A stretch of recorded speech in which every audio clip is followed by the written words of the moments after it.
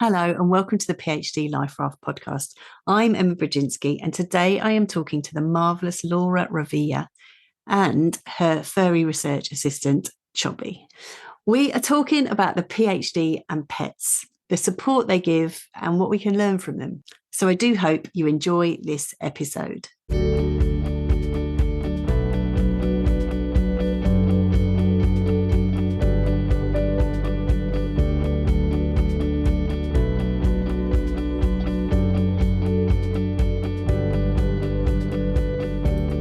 Hello, Laura.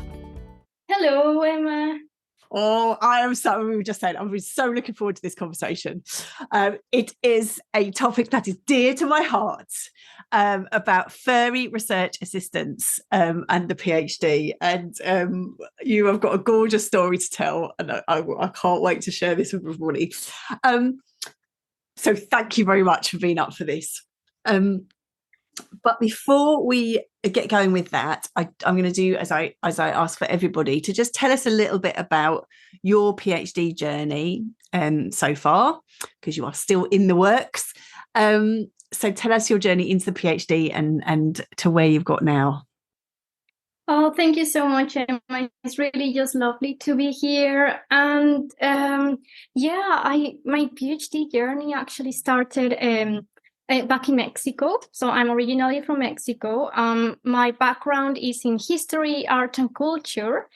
And I think I'm one of these really weird people that always wanted or always knew I wanted to do a PhD.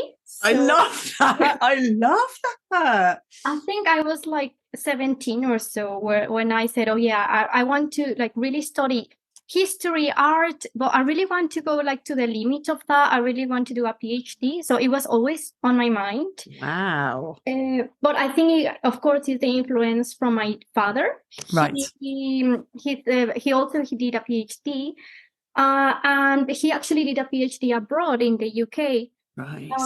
So for me, it was like very natural to move abroad, move about. As a child, I always like moved to different places. Right. And it was my like natural instinct to follow this. Amazing. And search for a PhD outside Mexico. This actually started since the master's because I did partly in Germany, partly in Egypt, and I wanted to continue with this. So I began with this very intense process. I think every PhD student knows how really intense it is to apply for a PhD program. Yes. It takes so much effort, writing the proposal, finding the supervisor, and also for me, it was also like finding like a country where I want to also live. Because it's like 3 to 5, 6 years of a PhD. Yes. Also requires like you will live in this country and you kind of have to also like get used to that. So I sent applications everywhere, really. I was like, hey, I love that. Okay, everywhere, really. And it was kind of a very tense time, of course, but also halfway through that, the pandemic hit. Right. So that was like really hard. And it was just at this point of my life where like all this uncertainty was really getting to me. Yes. So I don't know, I was just dreading it, but I don't know, one day I call it like a miracle happened. I was living like in the north part of Mexico, and there in general in Mexico it's quite common to have like street dogs, street cats. And some neighbors found this little kitten from the trash, and they asked like who would be willing to take care of a little cat. And I was like, okay, I can do this. I will just take him to the vet and get him like all cleaned up. And with this, my idea was just to like keep him, clean him, and then find him like a good stable home. But that never Bats. Cats are just like, gosh, that never happened. I think the first moment where he just slept next to me, and I was like, no, I have to keep him. He's called Chobi. he was tiny. He was like 2 months old. Now he's 3 years old. But I just was like, okay, I will keep him. I was aware of the fact that I was gonna like eventually maybe move abroad, but I was like, okay, this won't stop me. I will still keep him. And yeah, I just fell in love with him. I've always been actually a dog person. I've never had a cat, so it was my first time. But it was just lovely. I think cats are just so smart, so independent. They're just beautiful creatures, really. So I think I want to point out here that like really my whole journey from the PhD, like since the application, waiting for responses, finally getting the acceptance. Everything happened with Chobi. Like I cannot imagine my PhD journey without him. He's always being a part of it. So I remember the day I got accepted to Brandenburg University of Technology in Cottbus, Germany, for a PhD in heritage studies. So this day really changed my life. I actually celebrated with Chobi. Hey! And I can say that this is the point where like my PhD journey actually started. Yet I still had the problem that like many of us, we were affected by the pandemic. I couldn't travel to Germany yet. I had to do my first year of the PhD in Mexico. So, I mean, that was really no problem because the first year for me was just like just reading like crazy. So that was okay. Just the problem was that I had some seminars. They were mandatory seminars, but of course I would have also taken them. The thing is that Mexico is like 7-8 hours. Say the time difference. Exactly. For me, that was a little bit annoying because my seminars went through like 2 a.m. until 10 a.m. Blimey. So that was a little bit tricky. I have to say. Yes. But I don't know, like I think my boyfriend and me always joke that at some point, I think this was the point. I don't know how exactly. I don't know. I think I turned into a cat or Chobi turned into me. I don't know, but I think I'm more like I became a cat woman or something, because we were awake, both of us, the whole night. We kind of started to try to sleep during the day. Maybe Chobi was better at this than me.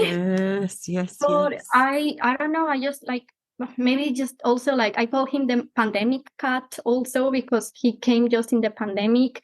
So everything was kind of a bit messy. But yeah, I just turned into a cat somehow.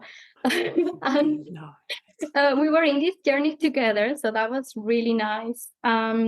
And this lasted until like the very next year. So I'm talking about 2021, when finally the pandemic there was still going on, but it was a bit easier to travel. So I managed to get my visa and move to Germany. Of course, I was not moving without Chobi, so I also had to prepare everything for him. It wasn't as hard actually. Right. But it does require like some organization and preparing and this. But I think I couldn't have gone without Chobi. Like, I like the idea of living abroad. I wanted to do this, but of course, like in theory, it's very nice. In practice, it's different. Yes, it can be really challenging. Yeah, exactly. So Chobi was just this emotional support, like, since taking the airplane, arriving, preparing all the house and everything. Also, I think people that live in Europe also are aware of the winter in Europe. Yes. And in Mexico, we have sun all year around. Yes. Here, we can have like, I don't know, 1 month without sun. Yes. And then Chobi was just there for me, like in those days where I couldn't stand up, I couldn't do anything, I had to do it because I needed to feed him, I needed to clean him.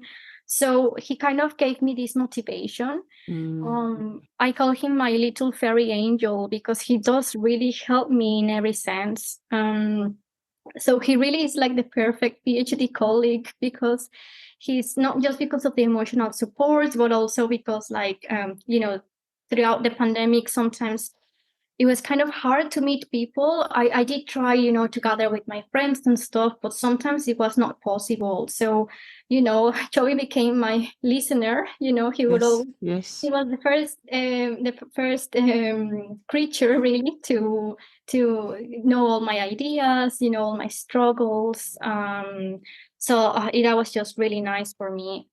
And then after everything kind of was like calmer, I was already in Germany. Things became a bit easier. I think I also had started to develop this cat routine. Like I really looked at Chobi, like how he managed his life, so to say. Right. Yes. From like waking up, moving your body around, and Chobi would just like run around the flat as soon as he wakes up. I would also like lay my yoga mat and he would just hop there, so we would like move our body together. We would also have like this big breakfast to start the day.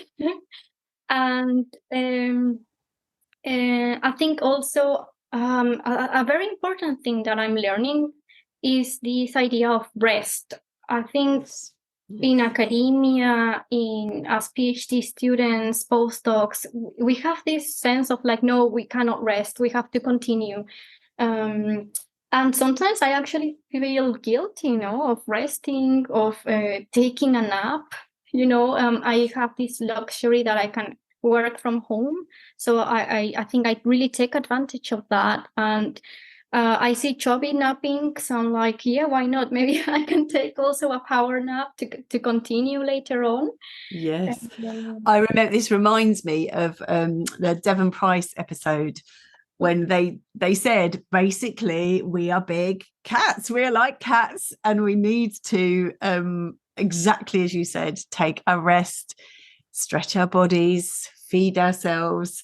And this related to their work. Laziness does not exist. It isn't lazy. It's restful and restorative and all of that. So I love that you are having a cat routine to support you through the journey.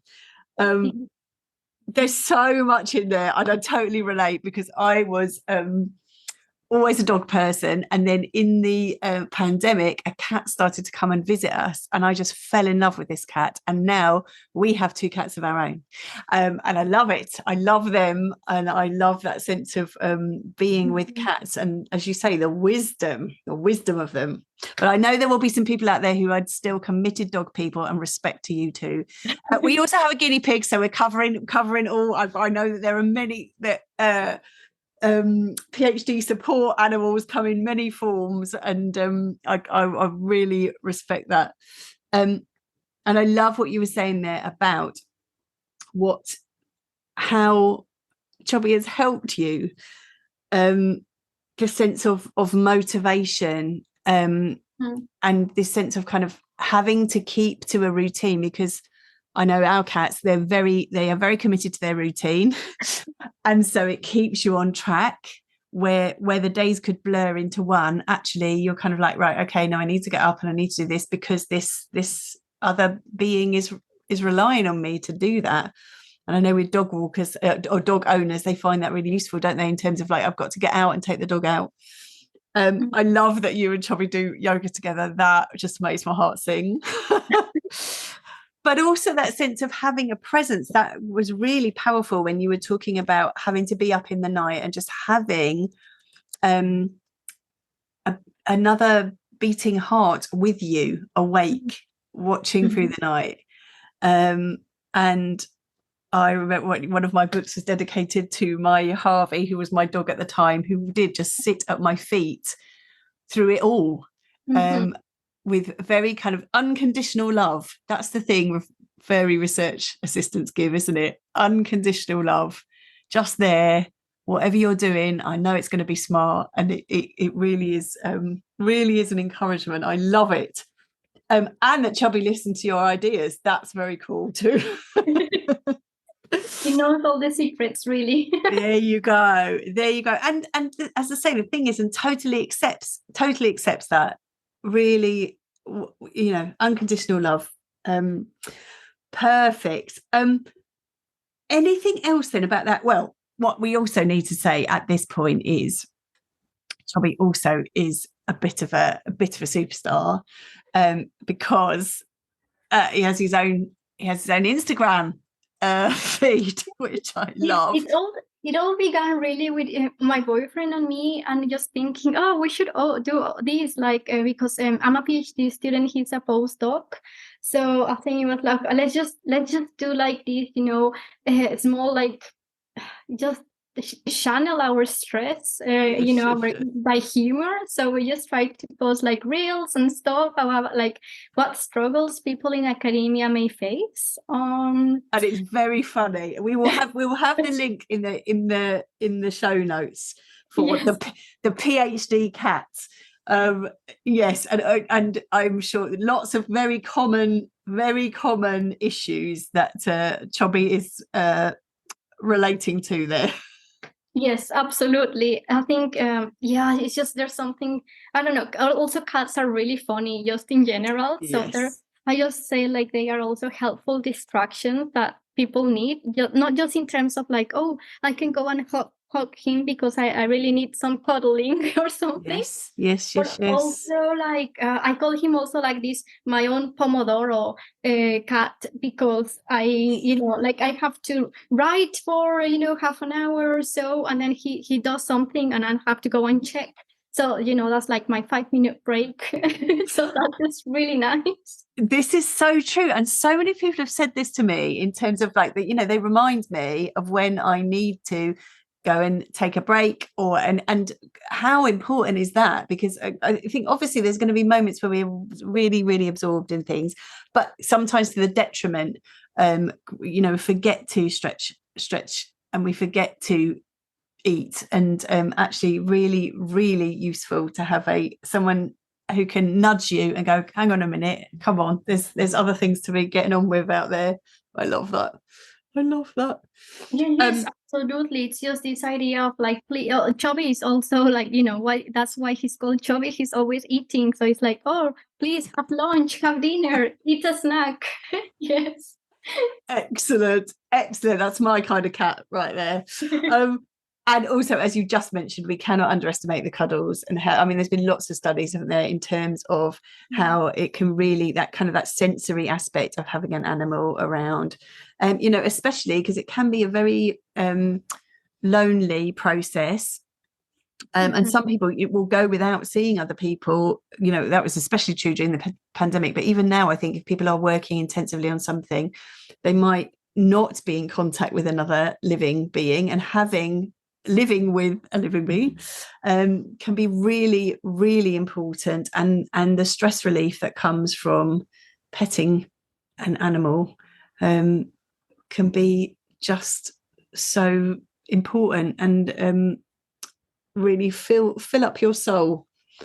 So hooray for the cuddles there. Yes, absolutely. And I also think like maybe cats in general are quite picky, when it comes to meeting new people and stuff. Yes. I think maybe I also learned this from Chobi. It's just this idea to surround yourself with like loving people, your own like group, friends for support, colleagues. I think it's very important just to have this group that supports you and you support them. Not just, of course, because of the PhD, it's such a lonely journey, really, but also in general, I would add to when living abroad as well. In my PhD program, we are mostly international students, so I think we have like this extra support of like most of us come from very far away, so it's just really nice to have like these support groups. Absolutely, yeah. Amazing. Laura, thank you so much for sharing all of that. And I have met Chobi. I need to tell everybody I have met. He is here in the room. Yes. He is contributing to this interview, and he's already been on camera here.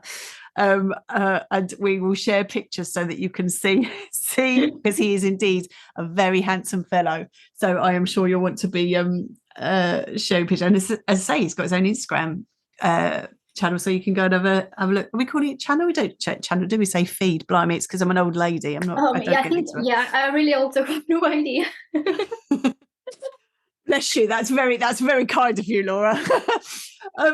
So I'm aware of time. This it always goes so quickly here, but I just wonder if there's anything else that you wanted to mention, and also to think about the kind of the top tips from your perspective as a cat woman PhD researcher. I always love this part of the podcast, of course. And I think for me, for sure, it's just like having this idea of staying curious like a cat during the PhD journey. Like, I think, of course, as PhD researchers, we are experts in a certain topic, and that's important. But just having like this humbled attitude of like a learning mindset really goes a long way.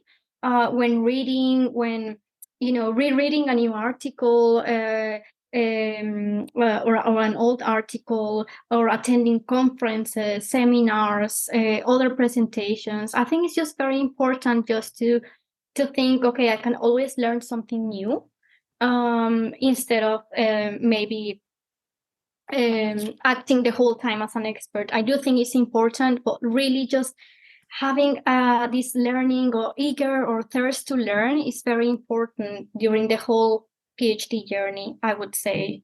Oh, yes to that. Yes to that. Stay curious like a cat. Indeed. Yes. Indeed. We need some t-shirts printed up with that on. That would be nice. Wouldn't it? Merch. Gotta get the merch in. Laura and Chobi, indeed, because I know you're there. Thank you so much, and I just wish you both all the very best. Thank you for sharing your friendship with us. Thank you so much. Thank you. And thank you all for listening.